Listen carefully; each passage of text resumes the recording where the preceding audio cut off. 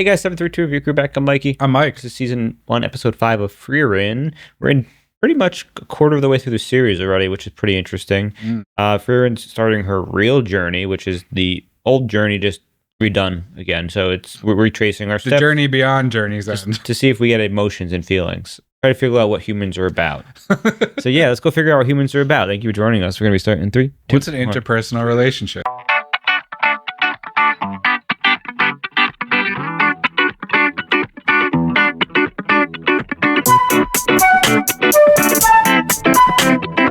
So we'll be following the same route you took to the Demon First King's time we got a castle recap. on your first journey. Yeah. Another brief 10-year adventure. Brief. 1/100th, eh? You're not going to take on an apprentice.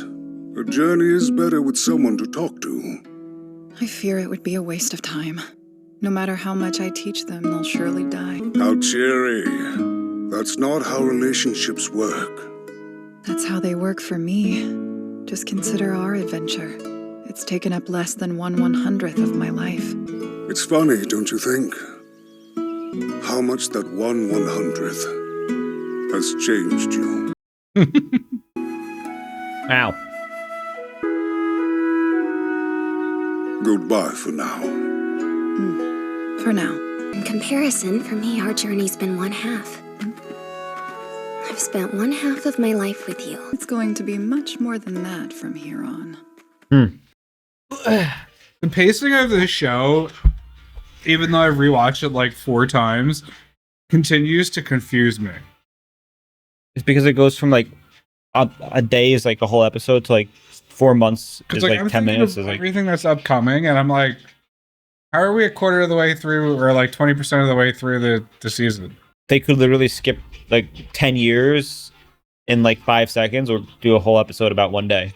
Like, I don't know what we're going to get into. Like, he's like, are we going to see 80-year-old Fern next episode? Like, what's happening? Before long, Frieren will be the one in charge of you. Listen to her and be a good girl. If you don't, I'll come back as a ghost and haunt you. So just to make certain, you're saying that if I'm a bad girl, you'll pay me a visit after you're gone? I take it back. I do. If you're on your best behavior, then I might be willing to stop by and say hello every now and again. These are the ones sleeping for once. We should be arriving at the village soon. Greetings, adventurers. Heading to the mountain pass? I wouldn't if I were you. Several people have gone missing there A recently. huge lettuce. That's lettuce. Could be a cabbage. They were taken by ghosts, according to all of the rumors. Folks have seen them with their own eyes. Things were more simple back before cameras. I seen it with my own eyes. I love the use of flute in this show. Medieval feeling, they have to. The ghosts take on the form of the beholder's dead family member or friend. Damn. A couple of Honey potting. witnesses even claim that the ghost spoke to them. Please We can don't refer conclude to this that. isn't the work of the undead. The undead are merely corpses being controlled by magic. Things like zombies. Mummies. Yeah, there was a But mummy our there. specters are reported to appear as they did in life. The biggest difference between you and me is that I am a good girl. All right. If you want to help them, we shall. If only they had a good walking stick. There are signs of magic usage all around us. Yes, indeed. Can you tell what type it was? Illusion Oh. magic. There's this creature. It uses lifelike illusions to lure in its prey. The Einzam. It tricks its victims with phantoms of the dead. Who wouldn't want a final moment with their dearly departed? That's the theme of this episode and what last episode's about. I once had to shoot an illusion of my master begging for her life. Though to be fair, her begging not to die was a regular occurrence. Fern, look at that mage. You've surpassed my wildest God. dreams, my dear. A girl as good as It you knows your are thoughts? deserves a friendly haunting. It's crazy. Oh, I didn't expect to see Himmel. Perhaps this means I've changed since I last encountered one. Frieren. Shoot. Impressive. That's just what he'd say. so powerful. I snapped out of it a little bit. The monster design is awesome. Yeah, pretty cool. That's a dragon? Okay, this is why you like the I've show. never seen one in real life. Dragon! Do you see that grimoire? Hyperfocus. Her master's grimoire? Be careful not to destroy the nest. Right. Oh, it's protected by magic. Uh-oh. Creatures? No choice then. Run! Uh-oh. Uh-oh. Uh-oh. Uh-oh. There's a witch on a broom? Behind a tree. Finally lost it. If we continue to wear it down, the brute will eventually give in. She gave in. Playing tag with dragons is not within a mage's job description. We'll have to take on another companion. Oh. A frontliner? Yes. You're searching for one, aren't you? In a village near Regal Canyon. You'll find a warrior named Stark. He's my apprentice. Oh, he is an apprentice. Right. Oh, she's getting her Is old he party anything? together. I get it. Okay, but who's gonna be Himmel? I've been meaning to ask, what sort of spell does that grimoire contain anyway? Pudding spell. One that lets you see through clothes. Depending on what the user views as clothing, it could reveal hidden weaponry. Traveler. Mr. Stark would like to meet the two of you. It was 3 years back now. The dragon attacked, nearly destroying the village. Oh, big ass dragon. Look, it's the boy that's in the intro. That's when he appeared. The dragon was fierce, but our brave hero didn't break. After a long standoff, the monster flew away. He sounds like just the person we need. The dragon's done for. Do you think I can be a strong warrior like you? Sure you can. It's Grandma! Grandma. Don't get that thing too worked up. You'll put the whole village in danger. Dragons are serious. They're not the fairy tale creatures you think they are. One of them gave me this scar. I was fighting a shadow dragon. That's child's play as far as injuries go. Damn. I am known as Frieren the Mage. Bah, bah, bah. He must be furious. I left without so much as a word. You have no reason to remain in this village. Why haven't you defeated the dragon? If you're here to send me back to my master, you can forget about it. We're in need of a warrior and would like for you to join us. Though before that, we would appreciate your help in defeating the dragon. Huh. You don't fight it without a good reason. That's amazing! You're right. Mine is that a fool once praised me for the spells I collected. I don't mind joining your party. Priority is taking out the solar dragon. For you, it'd be no issue, right? No, not at all if you can keep the beast busy for 30 seconds. All it takes 30 seconds for a charge spell. And that really has to be my job. Is there some kind of joke that I'm missing here? Just how many monsters have you fought? Big Fat Zero, okay? He never really did it, did he? Oh my god. I worked up the guts to confront the dragon, but I was so terrified I couldn't move a muscle. I figured that'd spared me on a whim, but...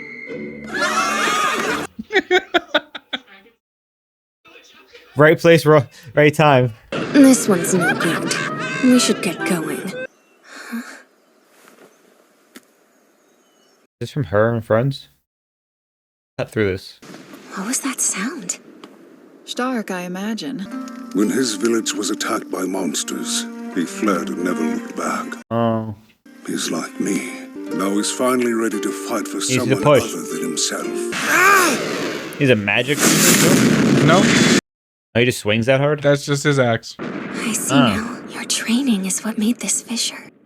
The axes has to be special. That's my thought. Cause Wow. So you main fighter in every D&D campaign, and the fighter just can't be sick? no, a fighter can't swing an axe and send the blast out like that. You don't know that. Yes, I do.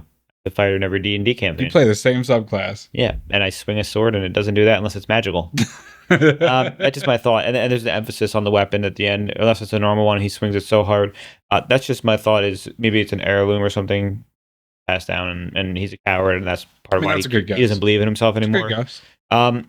Himmel Himmel is it the dwarf? Himmel is the hero. So the dwarf believed Eisen seeing himself in it was interesting too, because he was in, he ran away from, the monsters attacking his town. It's not like he could have done anything potentially to save it, we know of, because they were still young, it seems like both of them, but you have that feeling of abandonment, and he arrives in a new town, tries to do the opposite of what he did last time, which is fight, and he's unable to, but the monster which is a dragon, just seems to kind of lose interest and fly away anyway. So it's like I love the whole like fake perceived like victory thing, and it's like everyone's like yeah, and he's just kind of coasting on it.